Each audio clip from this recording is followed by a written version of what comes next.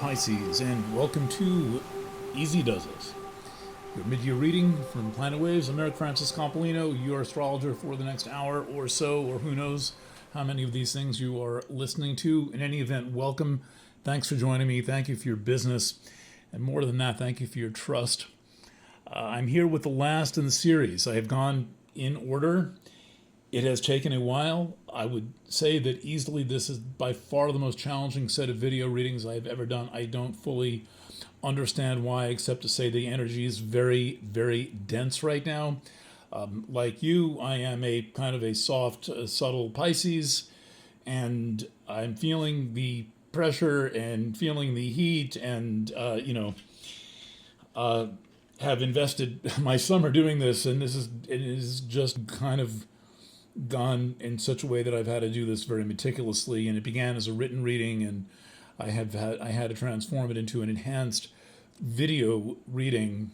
In any event, I am here with the astrology that you're looking for, and it has been a journey getting here. I usually save Pisces for last because I want to make sure that I have done all the other signs by the time I get to the delta of Venus, the kind of watershed into which all the other signs flow, which is Pisces, the ocean that refuses no river, and here we are.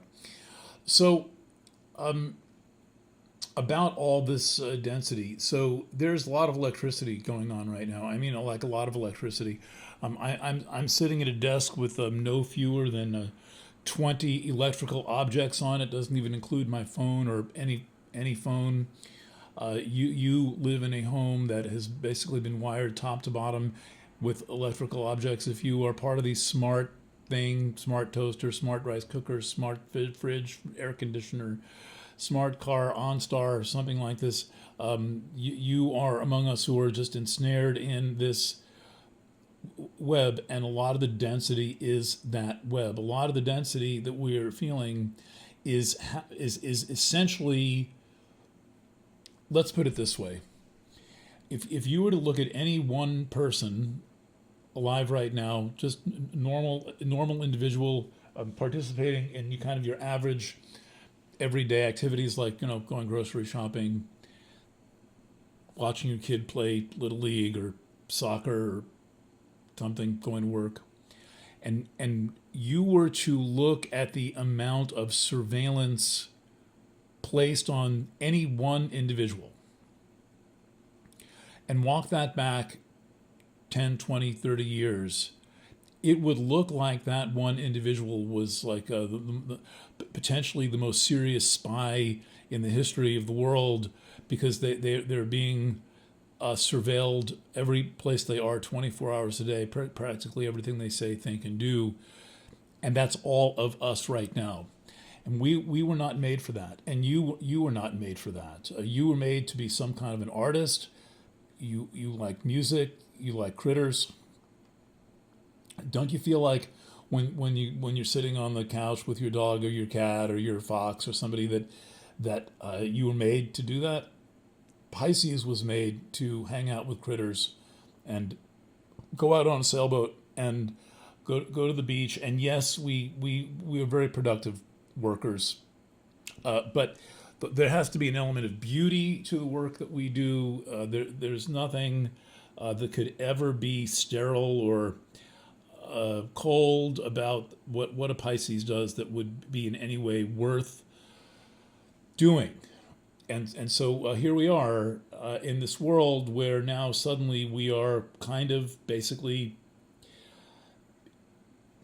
I'm reluctant to use the word enslaved, but when they're talking about money that can be controlled by some AI application.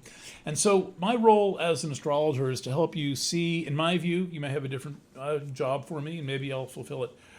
My job is to help you see the ways over, through, and around this environment. I'm here to tell you about certain obstacles in your environment, and also about inner movements that are going to make a difference. Inner movements that are going to help you understand something about your growth at this time, something about your development at this time.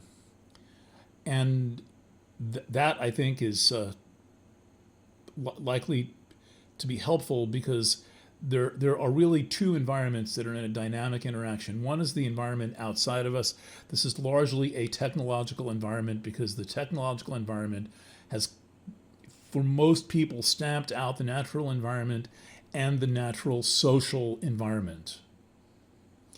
And then there's the inner environment. There's the way that you are responding, the way that the way that you feel, what you understand to be so, and this can also include what you believe, whether it's right or wrong, your desires, the information that your body is sending to you, the hormonal information that your body is sending to you, what you're picking up from the cosmos. As a Pisces, you're likely to be picking up quite a bit from the cosmos. And so those latter few things are going to be described by inner motion, by inner movement. Now, in doing these readings, I'm working with a device called the solar chart. The solar chart does not need any planets. The solar chart, let's raise this up a little bit, does not need any planets. The solar chart describes the location of the signs in relation to any one other sign. So here, for example, we have Pisces, and then you have a picture. These boxes are the houses, little triangle boxes, and then on the outside are the signs. And whenever you change, whenever were we to ever switch reference signs, let's say, for example, in the case of Capricorn, Capricorn has Libra on the 10th place. Pisces has Sagittarius on the 10th place. The 10th place, work, professional reputation, what you're known for. It's completely different to have Sagittarius on the 10th place than it is to have Pisces on the 10th place. And rather Libra. And so these kind of things account for the differences between the signs. I am certain that if you put me in a room with enough food and coffee, I could turn out a 5,000 word article about Capricorn, empty chart, nothing, no planets involved, because all you need are the placement of the signs around the sign. The planets come and go, but the chart stays the same. And one of the beautiful things about astrology is that even though we are in this time of whiplash movement and speed of a kind that we're not made for, especially you, because you're just kind of a natural cosmic being, we need points of stability. And one of the points of stability is the psychic structure, all oriented around who one is centrally, but all of this is just as much as who you are as what we find in Pisces. But the experience of a planet in your sign is intensified. Now you can see I've penciled in a few points into this chart, the solar chart for Pisces, and that includes a galaxy M87 in your 8th, a deep space anomaly called the Great Attractor in your 10th, and another deep space point, but much, much, much closer, that's called the galactic center, literally the center of our spiral island in space.